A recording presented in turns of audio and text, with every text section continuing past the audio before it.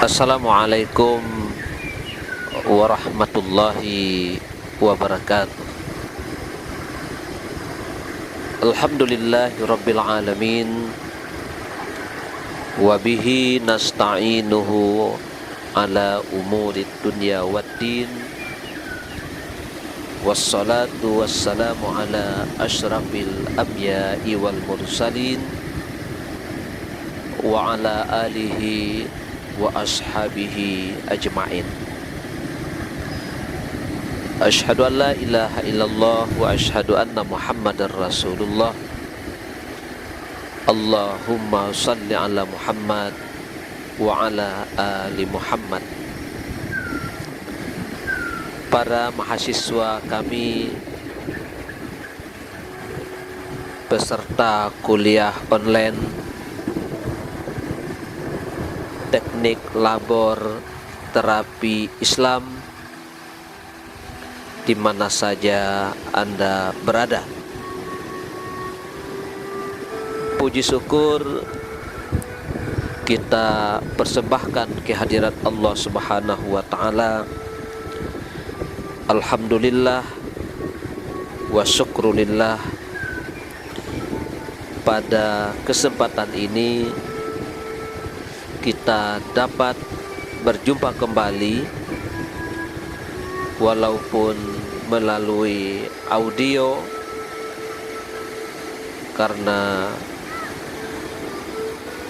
pada kesempatan ini kita akan melakukan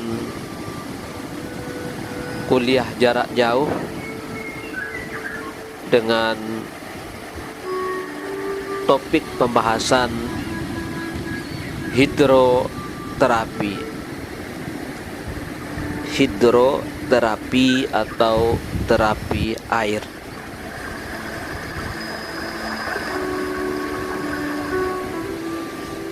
Para mahasiswa, kita bersyukur kepada Allah.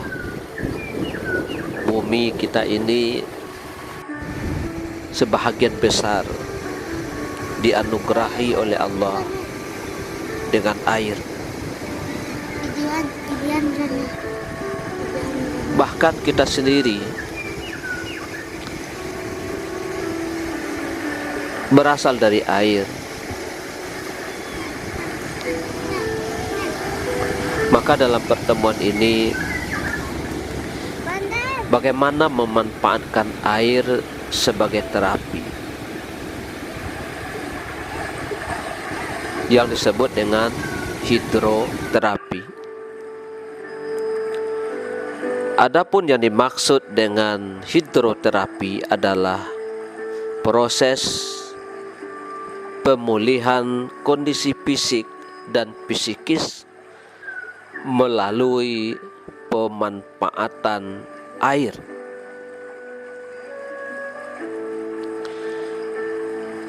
Maka fokus pembahasan kita, diskusi kita jarak jauh, menjelaskan tentang pengertian, sejarah, proses penerapan, dan hasil temuan riset tentang pemanfaatan air sebagai proses pemulihan atau terapi.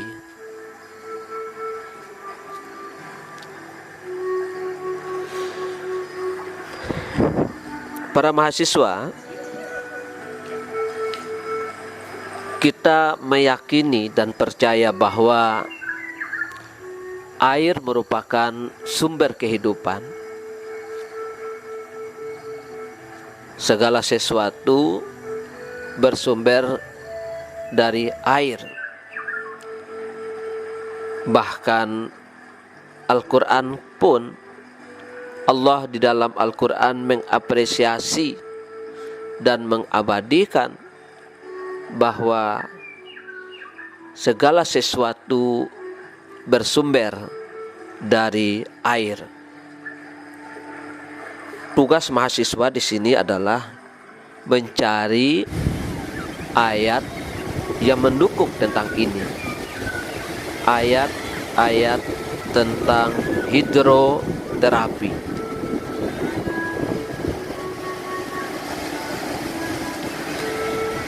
Air juga merupakan salah satu bentuk rahmat yang diturunkan oleh Allah ke bumi.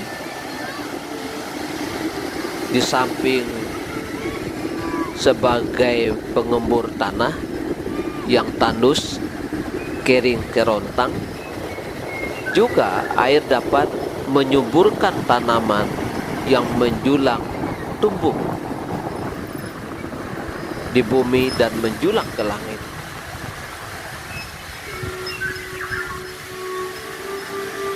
Cukup banyak ayat berkaitan dengan Allah menurunkan hujan ke bumi, lalu dengan hujan itu tanam-tanaman, tumbuh-tumbuhan, hewan ternak tumbuh dan berkembang biak dikarenakan efek dari air itu sendiri. Silakan cari nanti ayat-ayat berkaitan dengan hujan, termasuk salah satu rahmat yang diturunkan oleh Allah ke bumi. Lalu bumi itu yang awalnya mati, tandus, kemudian menjadi subur.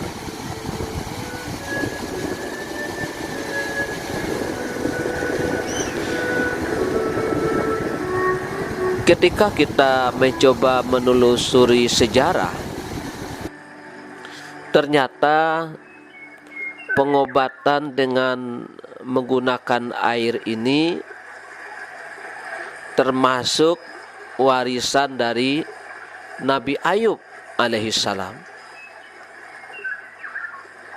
Silakan dibaca sejarah kehidupan Nabi Ayub.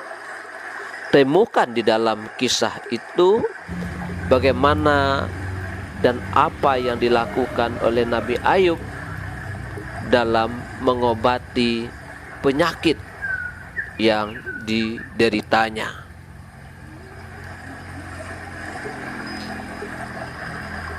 Para mahasiswa, ketika kita membuka ayat-ayat berkaitan dengan hidroterapi, misalnya kita menemukan fungsi-fungsi air, terutama sekali fungsi terapeutik, dapat ditemukan di dalam surah Al-Anfal ayat 11. Tugas mahasiswa di sini adalah memahami teks ayat, kemudian menandai mana lafaz yang menunjukkan bahwa itu adalah fungsi dari air.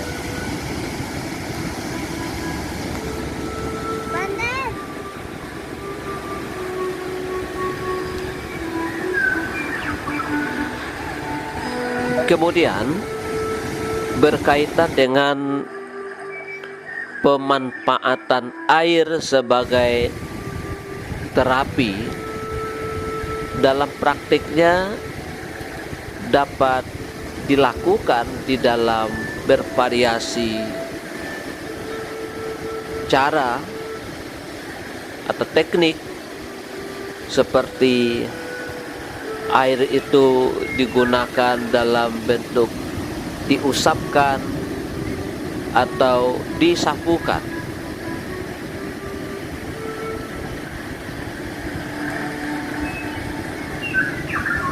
Kemudian ada yang dibasuhkan, disucikan. Ada pula digunakan dengan cara mempercikkan.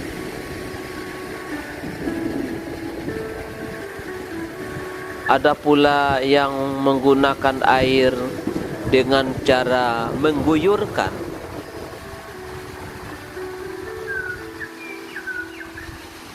Ada pula yang melakukan dengan cara memandikan.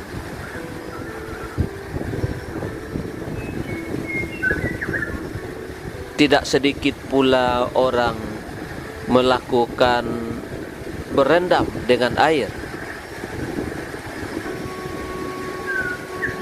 Dan banyak pula orang melakukan pengobatan dengan air dengan cara meminumkan.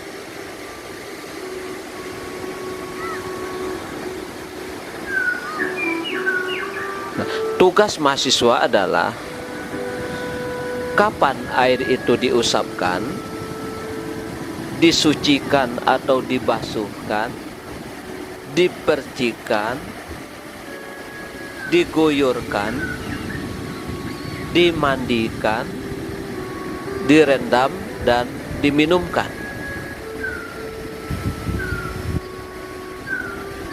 Terakhir berkaitan dengan bukti-bukti sejarah dalam hasil riset. Menurut pakar ahli kesehatan, sebahagian besar dari tubuh manusia itu merupakan air. Silakan dicari berapa persentase air pada tubuh manusia itu. Sehingga ketika manusia kehilangan cairan dikarenakan oleh menderita suatu penyakit, maka salah satu upaya emergensinya adalah dengan cara mengopname, lalu pasien itu dikasih infus. Yang menarik lagi,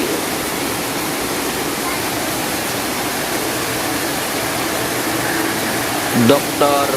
Masaru Emoto dari Jepang telah membuktikan bahwa ternyata air itu memiliki karakter yang luar biasa.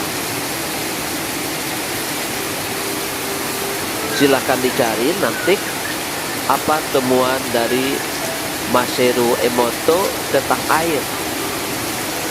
Bagaimana terjadinya perubahan molekul air yang diambil dari berbagai negara sebagai sampel risetnya, dan temuannya menunjukkan bahwa ternyata air yang dibacakan bacaan-bacaan suci akan mempengaruhi molekulnya.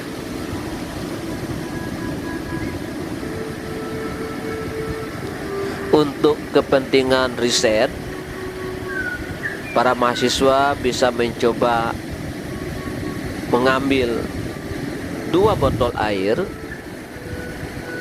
Kita lakukan eksperimen. 1 botol kita zikirkan, 1 botol lagi tidak. Zikirannya bisa jadi dengan membacakan ayat-ayat Al-Quran seperti Al-Fatihah, Trikul, Qul a'udzu birabbin nas, Qul huwallahu ahad, Qul a'udzu birabbil falaq, ditambah dengan ayat kursi, ditambah dengan selawat Nabi dan sebagainya. Nanti ketika kita menemukan ada orang yang sedang kesurupan misalnya, atau panasnya cukup tinggi, coba dijadikan sebagai obat. Usapkan ke tubuhnya, minumkan. Apa reaksi yang dilihat dari eksperimen ini? Mana yang lebih cepat mendatangkan reaksi kepada pasien? Mana yang lebih cepat terjadi perubahan? Apakah air yang digunakan tidak diberikan sugesti dengan doa dan zikir, atau air yang dizikirkan? Demikian, mudah-mudahan Anda semua bisa mempraktekkannya, karena ilmu tanpa praktek bagaikan pohon tidak berbuah.